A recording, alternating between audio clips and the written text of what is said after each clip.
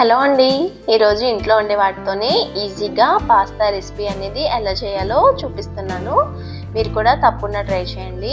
ముందుగా రెసిపీ కోసం stove on చేసుకొని గిన్నె పెట్టుకొని 1 లీటర్ వరకు నీళ్లు తీసుకోండి. నీటిలో ఇప్పుడు 1 స్పూన్ సాల్ట్ అలాగే 1 స్పూన్ ఆయిల్ అంటే వంట నూనె వేసుకొని నీళ్ళని బాగా మరగనివ్వండి. నీళ్ళు అనేవి బాయిలింగ్ అయ్యి బాగా మరిగిన తర్వాత దీంట్లో 2 కప్పుల వరకు పాస్తా యాడ్ చేసుకోండి.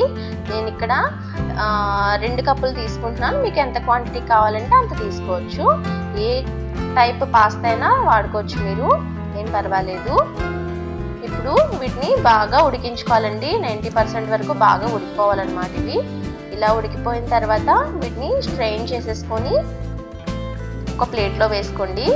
నేను ఇక్కడ గోధుమ పిండితో తయారు చేసిన పాస్తా అనేది యూజ్ చేస్తున్నాను.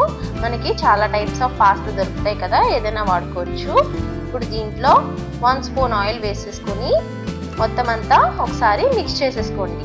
ఇలా ఆయిల్ వేసి కలపడం వల్ల పాస్తా ఒకదానికొకటి అతుక్కోకుండా సెపరేట్ అయ్యి ఉంటాయన్నమాట.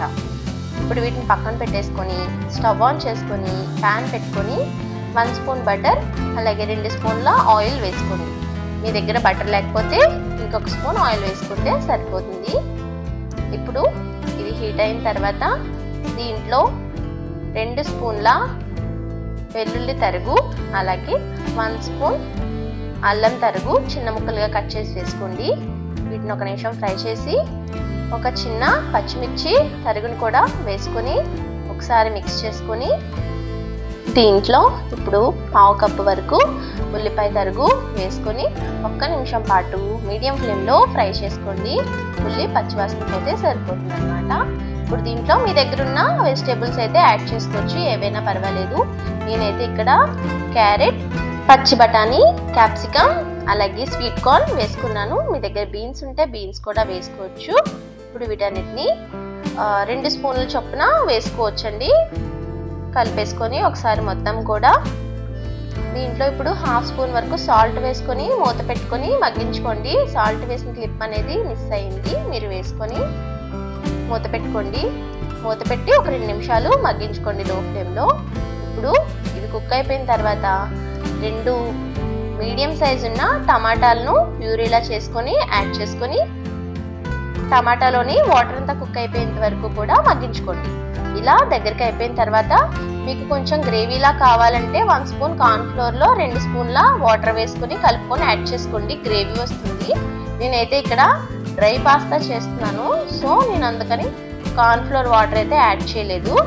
మీకు వెట్గా కావాలంటే కార్న్ ఫ్లోర్ వాటర్ అయితే యాడ్ చేసుకోండి. ఇప్పుడు మనం పాస్తా అనేది దీంట్లో యాడ్ చేసేసుకొని మొత్తం అంతా కూడా మిక్స్ అయ్యేలాగా కలిపేసుకోండి ఒకసారి.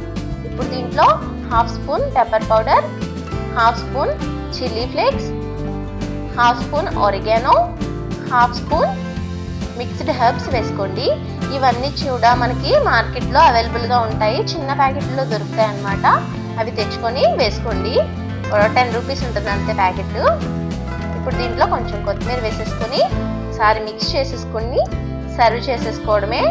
చాలా టేస్టీగా ఉంటుంది. ఇంట్లో ఉండే కూరగాయలతోటే చాలా హెల్దీగా ఈజీగా ప్రిపేర్ చేసుకోవచ్చు. మనం ఇందులో ఏ విధమైన సాసెస్ కూడా యాడ్ చేయలేదు. కావాలి అనుకుంటే టమాటా సాస్ యాడ్ చేసుకోవచ్చు. ఎప్పుడైనా పిల్లలు అడిగితే ఈజీగా ఇలా చేసి పెట్టేయండి. వీడియో నచ్చితే లైక్ చేసి సబ్స్క్రైబ్ చేసుకోండి. Thank you.